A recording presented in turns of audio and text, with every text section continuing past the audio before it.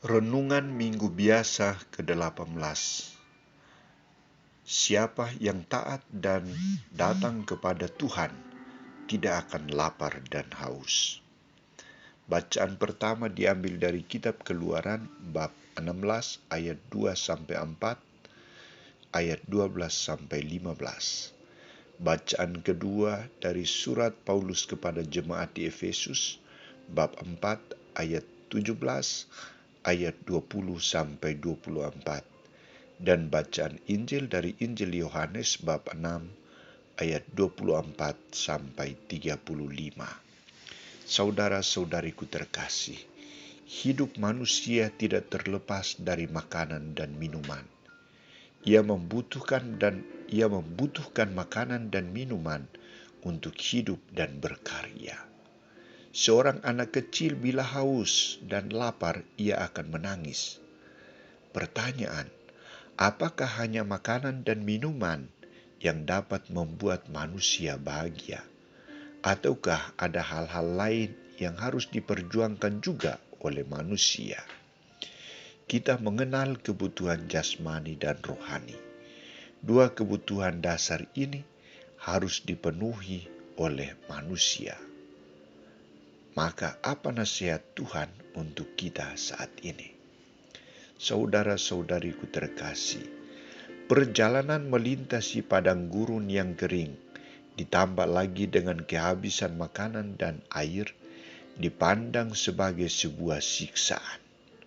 Maka bangsa Israel mengeluh dan bersungut-sungut kepada Musa dan Harun bahwa lebih baik mereka hidup di tengah bangsa penjajah daripada dibawa keluar menuju tanah terjanji, bukan untuk mengalami kebahagiaan dan pembebasan, tetapi kematian.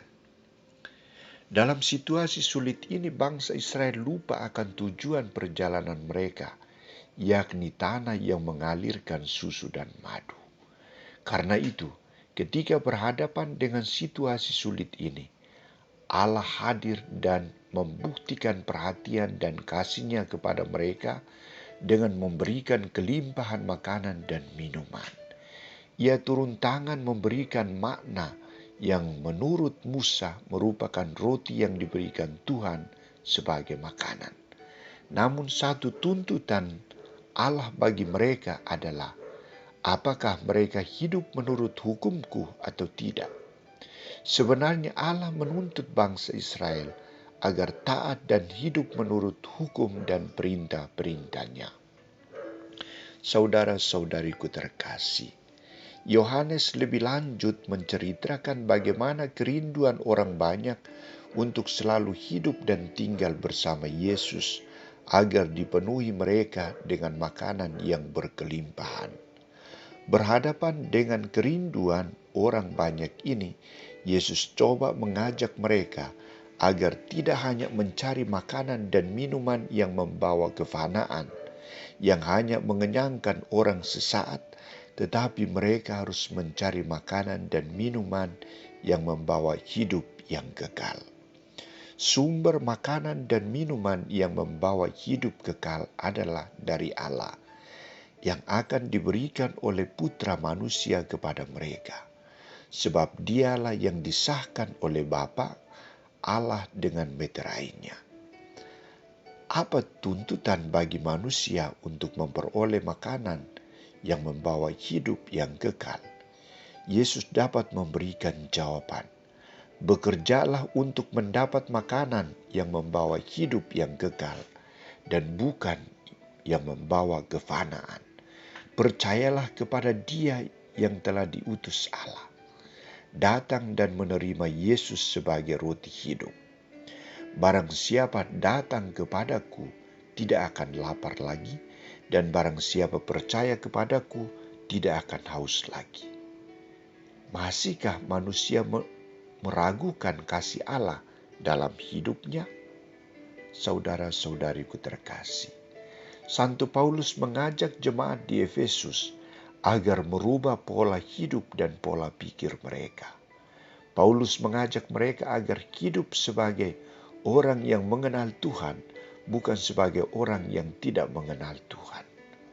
maka mereka harus berusaha untuk meninggalkan manusia lama, hidup dalam dosa dan ketidakpercayaan, dan mengenakan manusia baru, yakni hidup dalam Kristus, yakni berlaku benar, lurus, dan suci. Saudara-saudariku, apa pesan Tuhan untuk kita saat ini dan bagaimana tanggapan kita? Pertama, dalam situasi apapun kita harus percaya bahwa Allah tetap dan akan selalu ada untuk memberikan hidup kepada kita. Orang tidak akan mati karena lapar dan haus. Hanya orang yang tidak beriman akan mati dan lapar dan haus. Yesus sudah mengatakan, carilah maka kamu akan mendapat, ketuklah maka pintu akan dibukakan. Kedua, berjuanglah untuk menciptakan kebahagiaan secara jasmani dan rohani. Jangan hanya melulu mencari uang, makanan, dan minuman, tetapi carilah Allah dalam hidupmu.